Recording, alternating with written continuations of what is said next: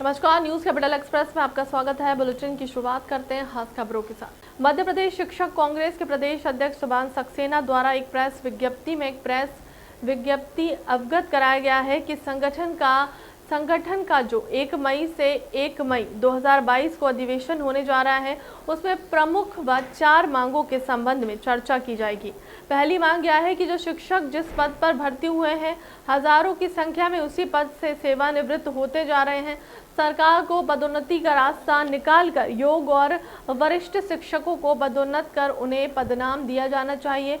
दूसरी मांग यह है कि आवश्यक संवर्ग का जो राज्य शिक्षा सेवा नाम से संवर्ग बनाया गया है, उसके अनुसार अध्यापकों की विगत 20 वर्षों की सेवाएं शून्य घोषित कर दी गई हैं। उसके साथ शासन ने बहुत ही छलावा किया है और अध्यापक संवर्ग को ओल्ड पेंशन स्कीम के अंतर्गत पेंशन प्रदान की जानी चाहिए। नाम बताइए। सुभाष सक्सेना, प्रांत अध्यक्ष मध्य प्रदेश शिक्षक कांग्रेस। सर, लगातार आप प्रेस कॉन्फ्रेंस के माध्यमों से अवगत करा रहे हैं शिक्षकों की मांगों को लेकर। आज एक नई प्रेस कॉन्फ्रेंस आयोजित की, किन मुद्दाओं को लेकर आयोजित किए? 1 मई को जो हमारा अधिवेशन होने जा रहा है, उस संबंध में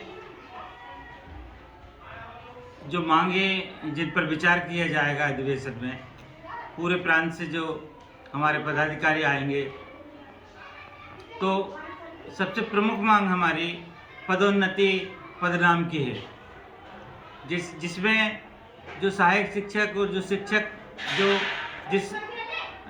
जिस पद पर भर्ती हुए थे, उसी पद से हजारों की संख्या में रिटायर्ड हो रहे हैं। इसलिए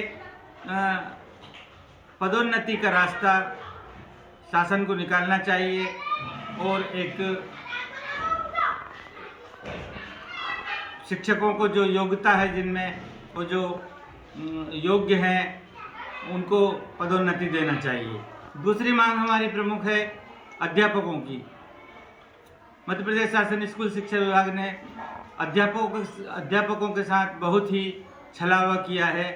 अध्यापकों के साथ उनकी 20 साल की सेवाएं शून्य कर दी हैं और जो 98-99 में जो भर्ती हुए थे, उन लोगों की सेवाएं 2018 से प्रारंभ कर दी और राज्य शिक्षा सेवा संवर्ग नाम से एक लॉलीपॉप दिया और उनकी सेवाएं पूरी वरिष्ठता समाप्त कर दी है।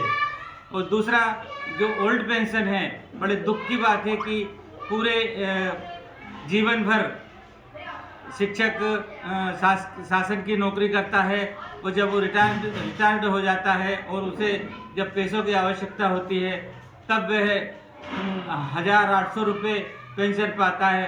1800 रुपये में इस महंगाई के ज़माने में क्या होता है।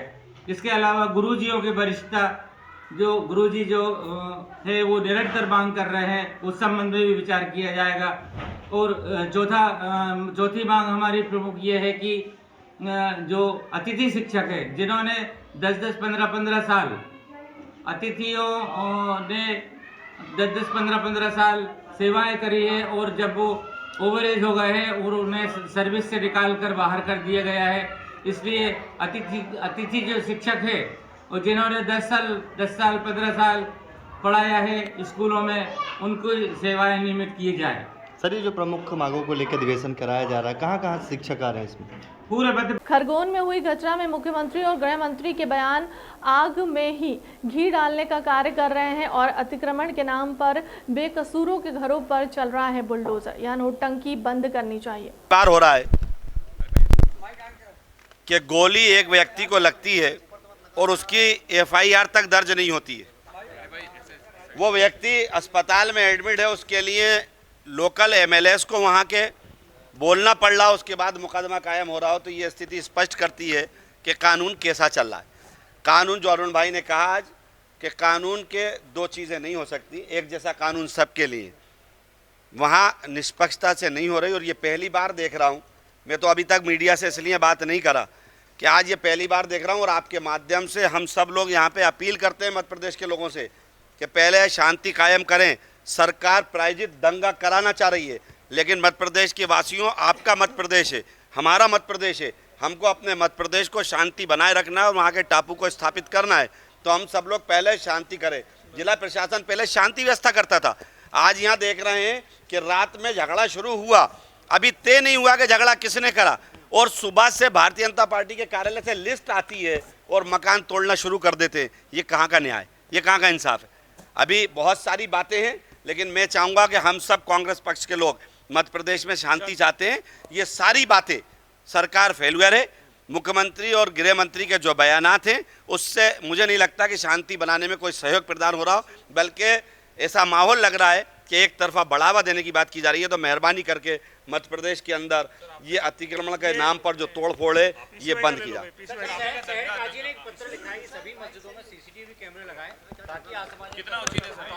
बिल्कुल लगना चाहिए, सीसीटीवी कैमरे हर जगह होना चाहिए, क्योंकि अब हमारे पास सबूत के लिए एक ही चीज़ बची है। अगर सीसीटीवी कैमरे होंगे तो कम से कम हम सोशल मीडिया और मीडिया पे अपनी सच्चाई स्थापित कर सकते हैं और बता सकते हैं। डीजीपी साहब से हम मिले, पूरा एक डेलीगेशन, और एक ही बात कही उनसे कि सबसे पहले जहाँ पे भी इस तरह से स्थिति निर्मित हुई है वहाँ पे शांति बहाल हो। पीड़ित लोग किसी भी वर्ग के हों, कर्फ्यू है, बहुत से लोगों के घरों में खाने पीने के सामान तक नहीं है, त्यौहार चल रहे हैं। ये हिंदुस्तान है, ये मध्य प्रदेश की गंगी जमनी तहजीब है कि यहाँ रामनवमी बनती है, यहाँ रोजे और ईद भी होती है, यहाँ ईस्टर भी आ रहा है, यहाँ बाबा साहब अम्बेडकर की 14 तारीख को जयंती भी है, यहाँ पर बैसाखी भी है और महावीर जयंती भी है। ये है देश, और हनुमान जयंती 16 को। ये है भारत, और यही गंगी जमनी तहजीब। इसको जो नष्ट करने की कोशिश की जा रही है, इससे प्रशासन कम से कम दूर रहे, ये बात हमने डीजीपी साहब से कही है। और प्रशासन जनरली, कोई भी प्रशासनिक अधिकारी अपने क्षेत्र में इस तरह की घटना होने से रोकता है, आगे बढ़ के कहता है कि नहीं होना चाहिए। लेकिन जो शय मिली हुई है, जिस तरह से बीजेपी इसको सब चीज़ों को प्रायोजित कर रही है, इस सब की हम निंदा भी करते हैं। और ये कहना चाहते हैं, डी साहब यही कहा है कि वहाँ शांति बहाल हो, लोगों के रोज़मर्रा की चीज़ें उनको वहाँ पर मिले, और इसकी जांच हो, और जांच होने के बाद जो भी दोषी हैं उसके खिलाफ कार्रवाई हो। और जो निरपराध लोग हैं जिनने कोई वो नहीं किया, और उनके मकान अगर तोड़े गए हैं, तो कांग्रेस पूरी ताकत से उनके पक्ष में खड़ी रहेगी, उनकी लड़ाई लड़ेगी, ये उनकी बात करेगी। ये हमने उनसे कहा है, और इसको वो डीजीपी ने इन सब चीज़ों को सुना है। उन्होंने कहा कि मैं देखता हूँ कि इसमें क्या क्या बेस्ट पहल, उचित कार्रवाई हो सकती है। देखिए, लक्ष्मण सिंह जी का ट्वीट देखा नहीं उन्होंने क्या कहा है, लेकिन ट्वीट देखने के बाद ही बता पाएंगे। यदि उन्होंने कुछ कहा होगा तो कोई प्रमाण होंगे उनके पास, या कोई पुख्ता उनके पास जानकारी होगी जिसके आधार पर, तथ्यों के आधार पर कहा होगा। निश्चित तौर पे वो उसका जवाब भी देंगे कि किस प्रमाण और किस तथ्य के आधार पर उन्होंने कहा है। नहीं, निश्चित तौर पर देख लेते हैं, उनसे हम बात भी करेंगे किन तथ्यों और प्रमाण के आधार पर किया। निश्चित तौर पर बगैर तथ्यों और प्रमाण के कोई बात नहीं करते, उसी के आधार पर कहा होगा उन्होंने। ऑर्गेनिक फार्मिंग जहां एक और केमिकल फर्टिलाइजर पर होने वाले खर्च में बचत होगी, वहीं दूसरी ओर इसके प्राकृतिक तत्व और मजबूत होते हैं। कुशाभाऊ ठाकरे इंटरनेशनल सेंटर में आयोजित 10 बजट आधारित कृषि पर कार्यशाला में कृषि वैज्ञानिकों ने ऑर्गेनिक फार्मिंग की आवश्यकता बताई और कहा कि जीवात्म जैसे प्राकृतिक खाद से फसल में बढ़ोतरी हो जाती है, साथ ही नेचुरल तक भी प्रचुर मात्रा में रहते हैं। आदरणीय भूपेंद्र जी को भी, माननीय कृषि मंत्री जी, मध्य प्रदेश की नगरीय को आप थोड़ा पीट के बारीक कर लो, और यही जीवामृत जो बनाया है, एक बाल्टी उसके ऊपर डालकर मिला के छोड़ दो, ये 6 महीने भी खराब नहीं होता, और इसमें जीवाणुओं का भंडार बनेगा। जब खेत बोओगे, डीएपी की तरह इसको खेत में डाल के 3-4 क्विंटल 5 क्विंटल तक 1 एकड़ में इसको डाल के खेत बो, ये डीएपी की तरह काम करेगा। और हर पानी के साथ जीवामृत दोगे, वो यूरिया का काम करेगा। और हर 15वें दिन आप 10-15 किलो पानी में 2-2.5 किलो ये जीवामृत मिलाकर स्प्रे करोगे, तीसरे दिन आपके खेत की ग्रीनरी, हरियाली लहलाने लग जाएगी। इतना जबरदस्त ये काम करेगा। और ये क्या करेगा, ये जो जीवाणु है, अब ध्यान करना, बहुत साइंस है इसके पीछे। उन्होंने जो कहा है उस पे अमल करने का हम संकल्प लेंगे। लेंगे कि नहीं लेंगे? तो जहां जहां जो लोग मुझे सुन रहे हैं अभी, उनको सुना है, वो प्राकृतिक खेती पूरी धरती पर नहीं कर रहा मैं। जैसे उनने शुरू किया, मैं नहीं तो कहेंगे कि मामा गड़बड़ कर रहा है, पूरी में ही करवा रहा है। मैं यही कह रहा हूं कि मैं स्वयं भी ये संकल्प लेता हूं, अपने आप से शुरू कर रहा हूं। मैं खुद भी 5 एकड़ जमीन में प्राकृतिक खेती की शुरुआत करूंगा। मध्य प्रदेश के सेवक के नाते मैं बोल रहा हूं। कमल ने शुरू कर दी, और जितने भी हमारे किसान साथी हैं उनसे मेरा यही कहना है कि अगर आपके पास 2 एकड़ जमीन है तो आधे एकड़ में करो। इंदौर प्रतिनिधि मंडल ने नगरीय प्रशासन मंत्री भूपेंद्र सिंह से मुलाकात की। तुलसी सिलावट मंत्री भूपेंद्र सिंह और अजीत सिंह नरूला।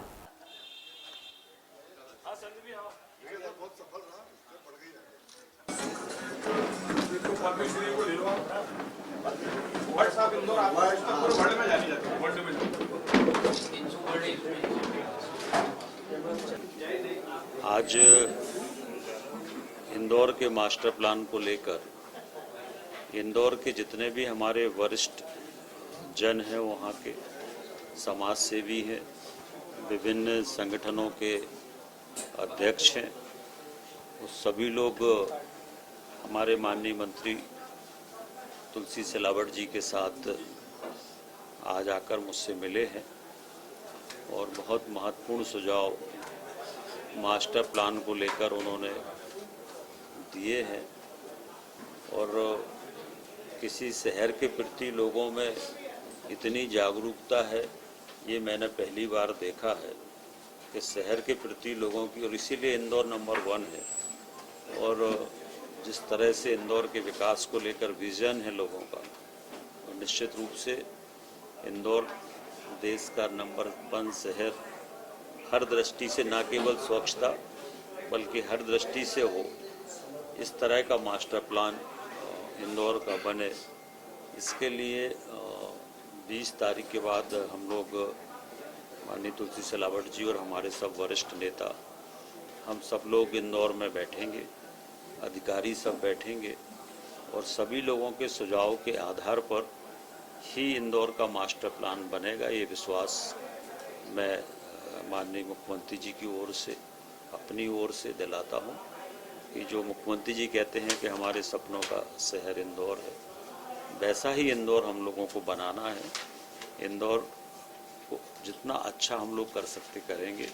सब लोग आके मिले हैं, सबका मैं बहुत धन्यवाद करता हूं। कब तक मास्टर प्लान लागू हो जाएगा? क्योंकि भोपाल का भी है, अभी प्रक्रिया चल रही है, भोपाल की भी चल रही है, इंदौर की भी चल रही है, और जैसे ही सारी प्रक्रिया हो जाएगी तो उसके बाद हम लोगों की कोशिश है कि जल्दी मास्टर प्लान हो जाएगा। क्या कोशिश ये है कि इस साल मास्टर प्लान लागू हो जाए।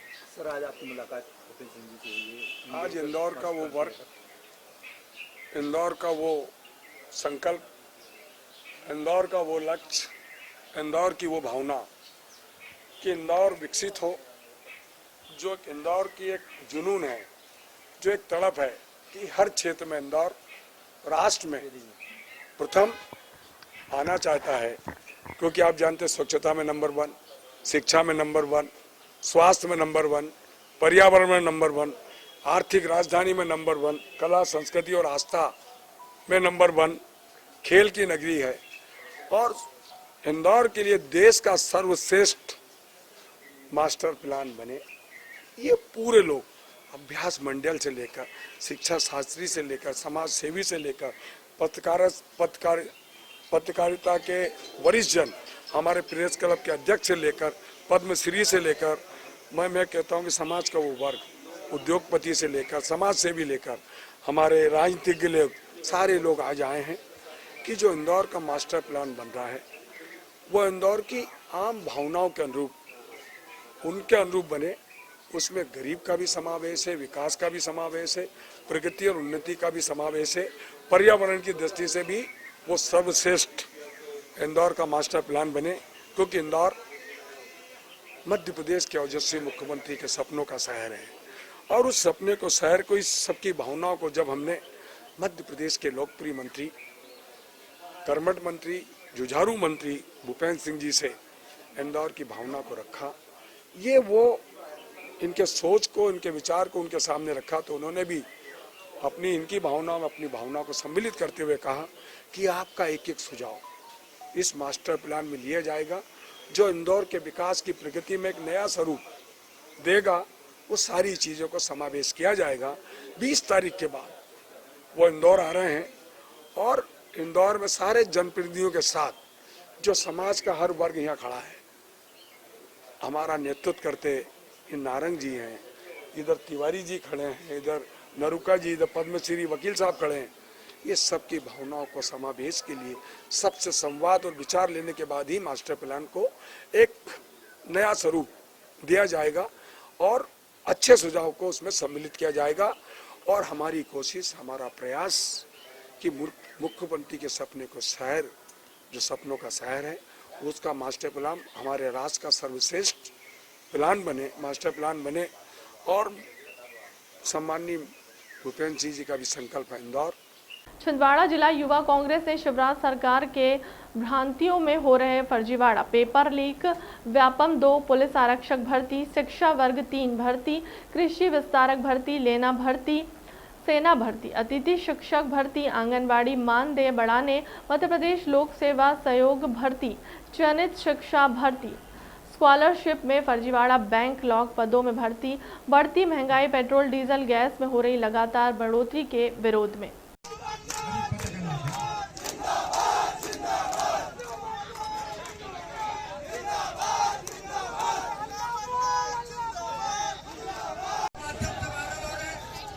जो कैबिनेट में मंत्री है गोविंद सिंह राजपूत, जो खरीद फरोख्त की सरकार के माध्यम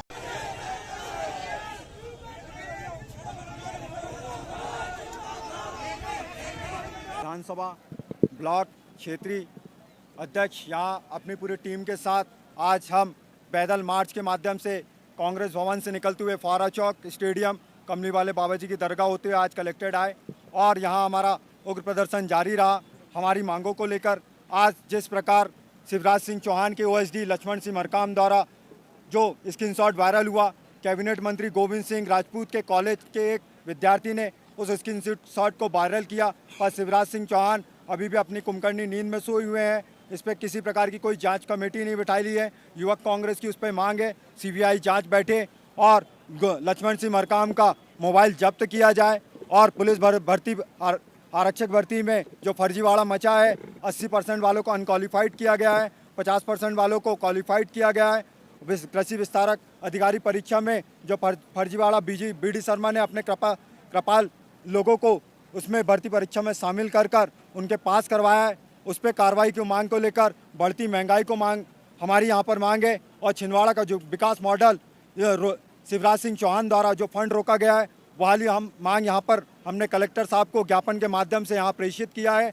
और यदि कलेक्टर साहब हमारी मांगों को राज्यपाल महोदय तक पहुँचा के मंगवाने का प्रयास नहीं करते हैं तो युवक कांग्रेस का ये कड़ा आंदोलन चलते रहेगा और दिन प्रतिदिन ये बढ़ते हुए पूरे ब्लॉक स्तर, क्षेत्रीय स्तर, ग्रामीण क्षेत्र पर जाएगा और शिवराज सिंह चौहान के पुतले फूंकना चालू हो जाएंगे और हमारी मांग, जनता की मांग को हम मंगवाने का पुरजोर प्रयास करेंगे। इसी के साथ मैं धन्यवाद। गुना में 21 मार्च 2022 में तहसील आरोन क्षेत्र की खेड़ापति कॉलोनी निवासी अजय दुबे और उनके परिवार के महिला पुरुषों के साथ अपने साथियों के साथ शहर में दहशत और उत्पात मचाते हुए मारपीट की, जिसमें पुलिस अधीक्षक ने पहले 5,000 का इनाम घोषित किया था सोनू पर, बाद में पुरस्कार राशि बढ़ाकर 10,000 कर दी है। घटना में अन्य आरोपी पहले ही गिरफ्तार कर जेल पहुंचा दिए गए हैं। घर में सोनू रघुवंशी फरार चल रहा है, जिसको तकनीकी सहायता की मदद से म्याना थाना अंतर्गत खजूरी में एक फार्म हाउस से आरोन और म्याना थाने की पुलिस ने घेराबंदी कर गिरफ्तार किया। इसके संबंध में ये है कि एक हिमांशु बैरागी का हत्याकांड हुआ था इसके अंदर, और जो आरोपी है विनय पिता कन्हैयालाल जादौन, उसका अतिक्रमण मकान बना हुआ है ये, तो नगर पालिका नोटिस दिया, उसको आज तोड़ने की कार्रवाई की गई है। पहले भी कार्रवाई है और लगातार कार्रवाई जारी है। अभी ये है कि हिमांशु जो बैरागी है उसकी 2 दिन पहले रात्रि में उसकी हत्या हो गई थी इसमें जो विनय जादौन है मुख्य आरोपी है, उसके जो उसने अपना मकान जो है शासकीय भूमि का अतिक्रमण करके बनाया गया था, उसको अतिक्रमण हटाया जा रहा है। उसका मकान थोड़ा हत्या को लेकर जो आरोपी है अभी तक गिरफ्तार हो गए? हाँ, उसकी पूरे गिरफ्तारी होगी और एक आरोपी इसमें राउंड अप हो गया है और दोनों आरोपी जो विजय मुख्य आरोपी है उसकी जल्दी से जल्द उसकी गिरफ्तारी की जाएगी।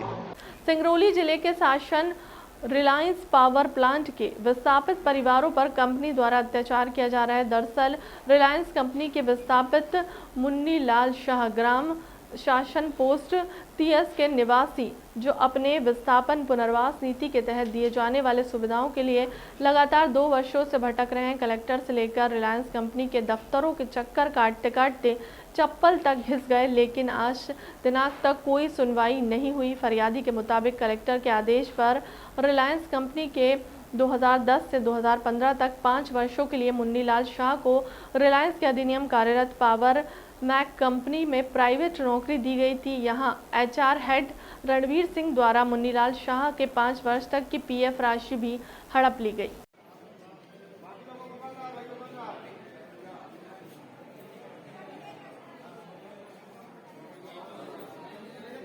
कि गवर्नमेंट का जो नियम कानून है यहाँ पे, उस नियम कानून का सख्त पालन किया जा। मौलिक अधिकार का हनन किया गया है। PF का पैसा में घोटाला किया गया है। कौन घोटाला किया है PF में?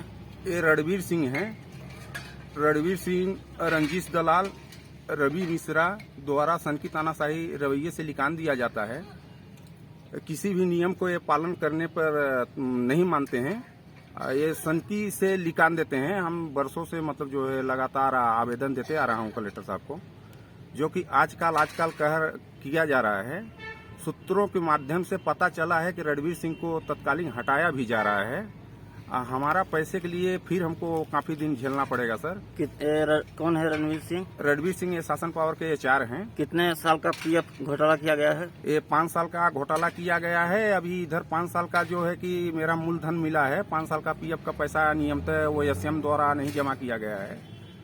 एक लगभग 10 साल के PF में भी घोटाला कर रहे हैं। हमारे भत्ते के पैसे में भी घोटाला कर रहे हैं। आइए, इन्होंने नौकरी से भी लिकान दिया है।